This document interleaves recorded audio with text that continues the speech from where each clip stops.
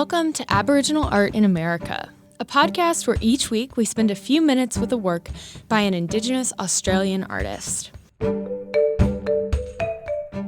I'm going to hand things over to Henry Scarrett. He's the curator of the Kluge-Ruhe Aboriginal Art Collection.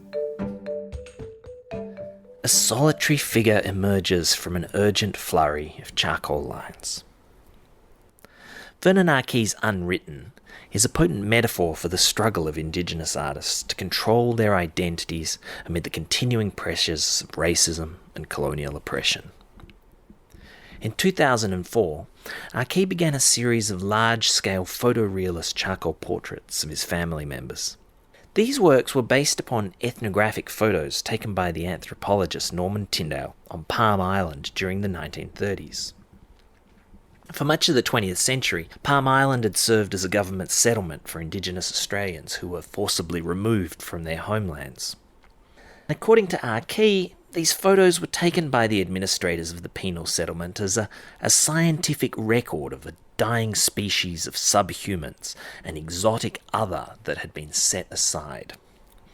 In enlarging these images to an imposing scale, Ah Kee returns power to their gaze, reclaiming the ethnographic photography for those who were once its subjects.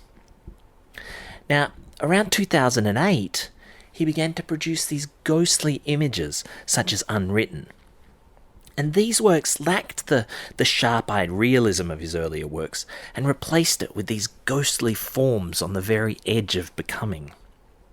They were his response to the 2004 death in police custody of Murunji Cameron Doomadgee on Palm Island.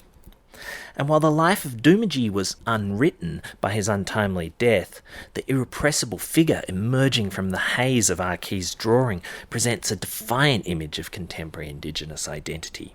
As the face shimmers into being amidst a blur of charcoal lines, it does not evoke an elegiac longing, but rather a profound moment of presence, the immediacy of a unique, individual identity slowly taking shape from the haze.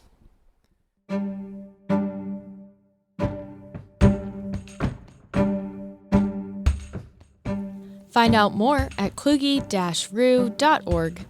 Aboriginal Art in America is a production of the University of Virginia and a member of the Virginia Audio Collective. Listen and subscribe at virginiaaudio.org.